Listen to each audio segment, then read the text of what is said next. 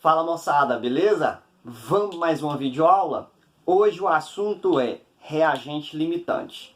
Do que se trata esse assunto? É o seguinte, na indústria, quando se coloca dois reagentes ou mais para reagir, nem sempre é colocado na proporção correta. Na verdade, na maioria das vezes, não é na devida proporção.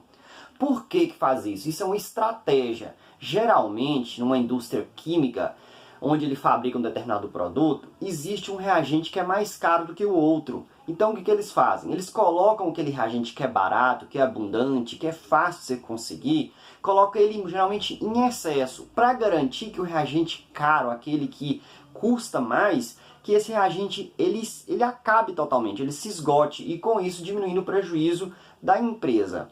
Então, esse tipo de conteúdo ele cai no vestibular, aonde é dada a quantidade de dois reagentes e é pedido a quantidade de produto que é possível formar. Só que aí, quando acontece de dar a quantidade dos dois reagentes, você tem que desconfiar. Deu a quantidade de dois reagentes, muito provavelmente é uma questão de reagente limitante.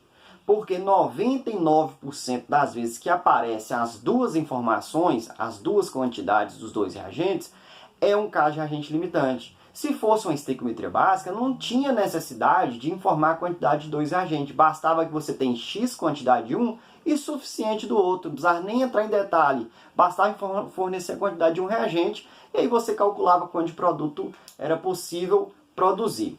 Então, informou a quantidade de dois reagentes, desconfie. Essa questão de cálculos químicos é uma questão de reagente limitante, aonde um dos reagentes está em quantidade menor e o outro em quantidade maior. Bom, vamos fazer uma analogia para você entender o raciocínio que está por trás desse assunto. Para fabricar um carro, gasta 5 pneus. Um pneu em cada roda e um para o estepe. Então são 5 pneus para fazer um carro. Bom, aí eu te pergunto, quantos carros dá para fabricar se eu tiver 10 pneus e tiver 3 volantes? Bom, você sabe que cada carro só usa um volante e cada carro utiliza 5 pneus. Então, se eu tenho 10 pneus e 3 volantes, eu vou conseguir fabricar quantos carros? 2. Por que eu não consigo fabricar mais?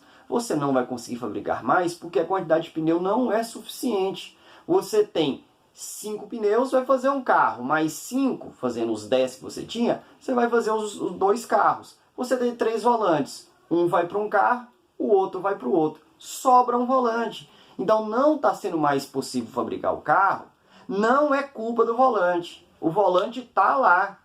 Então por que não foi possível fabricar mais o carro? Porque um dos reagentes, ele acabou, que no caso foi o pneu. Então reagente limitante, esse assunto dentro da química, é basicamente a mesma coisa. Só que em vez de a gente falar de pneu e volante, nós vamos falar sobre hidrogênio, sobre cloro, sobre hidroxódio, cloreto de sódio. Vão ser nomes de substâncias, beleza? Mas o intuito é esse. Quando um dos ingredientes acaba, não tem como mais produzir. Isso também, quem faz bastante comida em casa, sabe muito bem disso. Quando você vai fazer uma receita de doce de cajuzinho, por exemplo, você está lá na receita, gasta-se um pacote de amendoim para 2 latas de leite condensado, por exemplo. Aí você olha lá na sua casa, existe 3 pacotes de amendoim e existe 4 latas de leite condensado. Bom, uma receita vai se gastar um pacote de amendoim com 2 latas de leite condensado. Só que você tem 4 latas de leite condensado, então dá para fazer 2 receitas. Você tem também 2 pacotes de amendoim. Só que não é possível fazer mais do que 2 receitas. Por quê? Porque as latas de leite condensado acabaram, embora tenha um pacote de amendoim.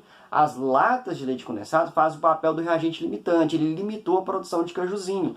Enquanto nós temos o pacote de amendoim como nosso reagente em excesso. Ou seja, acabou o processo e ainda tem dele. Ok?